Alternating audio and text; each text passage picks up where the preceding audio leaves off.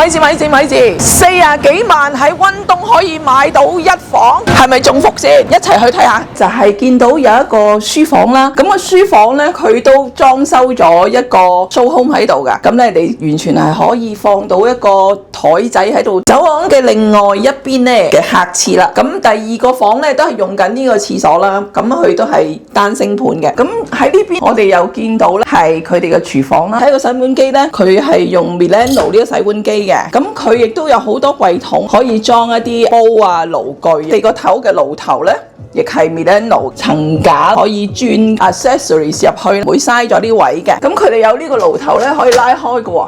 哇，其實我幾中意呢個雪櫃啊，唔錯嗬。嗱，入到嚟咧，佢個廚房咧，我哋睇完啦，咁啊跟住客飯廳，咁其實佢窗戶咧真係有好多嘅，咁啊人都好舒服啦，自然光入到嚟。咁佢呢度有個位咧就係 dining area 嚟嘅，咁啊可以放4個人或者甚至6個人都 OK 嘅。咁埋到去呢邊咧就係你生活區啦，就可以擺一張2人或者3人嘅 sofa。咁咧夜晚咧就係喺度休息下啦，欣賞下露台嘅景色啦。哇，都好超嘅，其實好啱啲後生仔咧翻工啊，喺度方便啊，因為佢好近堅車站啦。咁如果小家庭係一對 couple 咁啊，其實真係好啱住喎。佢有一個陽台，佢嘅景觀咧唔係話特別豪華，佢係望到朱古力廠嘅，因為佢嗰個樓唔係話太高嘅啫。但係咧，我哋都可以見到一排嘅屋啦，同埋樹木啦，咁其實都幾舒服。咁我哋入到嚟呢個房間咧，佢有一個好大嘅窗戶，咁啲自然光咧可以透入嚟，咁你就可以喺度休息啦。辛苦咗一日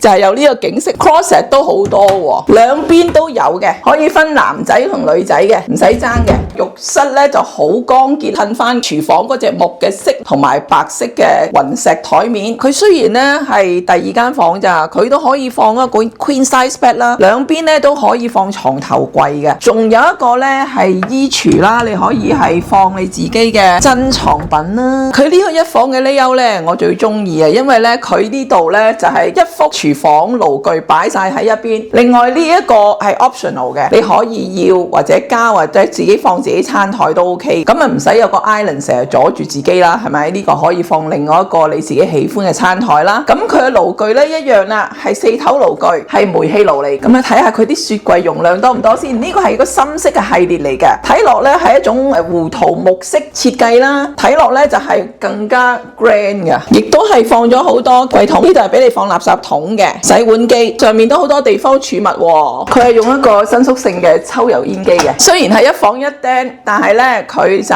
living area 咧都好大，你可以放3人嘅 sofa 啦。呢個生活區咧完全係足夠你休息嘅時間噶啦。咁出邊咧亦都係見到佢哋一啲嘅景緻啦。因為佢咧講真一句，呢個實而不華嘅樓盤咧就唔係話 sell 景觀啊，好似 Burnaby 嗰啲咁樣，但係都有一個露台俾你咧黃昏嘅時候嘆下咖啡。我哋步入到佢嗰個睡房啦，咁啊睡房咧都可以放到個 queen size bed， 又係放兩邊嘅床頭櫃啦，都好 spacious 噶。仲有一個釘喎，嗱呢個釘咧好雅致啦，你可以喺裏面打下機啊，咁樣做下功課啊，就 excellent。佢嘅廁所咧都係好簡潔明亮，咁亦都做晒層架嘅喎。佢哋咧係用浴缸，所以你可以喺度浸下浴嘅。